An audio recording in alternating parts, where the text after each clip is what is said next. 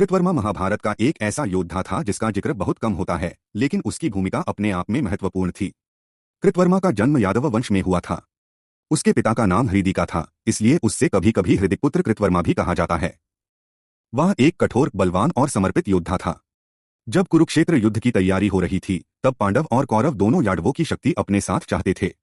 श्री कृष्ण ने दोनों को विकल्प दिया, एक तरफ उनका स्वयं बिना शस्त्र उठाए और दूसरी तरफ उनकी नारायणी सेना। अर्जुन ने कृष्ण को चुना और दुर्योधन ने कृष्ण की सेना। उस सेना का नेतृत्व कृतवर्मा के पास था। इस प्रकार कृतवर्मा कृष्ण के वंशज होते हुए भी कौरवों का साथी बना। कुरुक्षेत्र युद्ध के दौरान कृतवर्मा ने अपना वीरता का प्रदर्शन किया।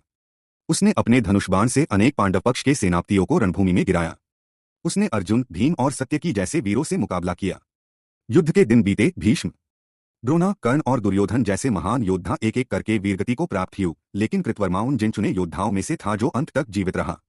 युद्ध के बाद जब पांडवों ने विजय पाई और हस्तिनापुर का राज्य संभाला, कृतवर्मा अपने राज्य में वापस लौट गया।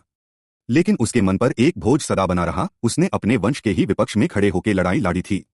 समय के साथ एक घटनकारी परिस्थिति आई। द्वारका में यादवों के बीच विवाद हुआ और इस विवाद में सत्यकी और कृतवर्मा के बीच दुश्मनी उभार कर सामने आई। सत्यकी पांडवों का पक्षधारी था, जबकि कृतवर्मा कौरवों का। इस पुरानी दुश्मनी के चलते कृतवर्मा को एंटमी सत्यकी ने मार दिया। इस प्रकार कृतवर्मा, जो कुरुक्षेत्र युद्ध के गिने चुने योद्धाओं में से थे, अपने ही वंशज के हाथों मृत्यु को प्राप्त हो गए। कृतवर्मा एक महान वीर था, लेकिन उसका नाम इतिहास में उतना तेज नहीं चमक सका जितना अर्जुन, कर्ण या भीष्म का।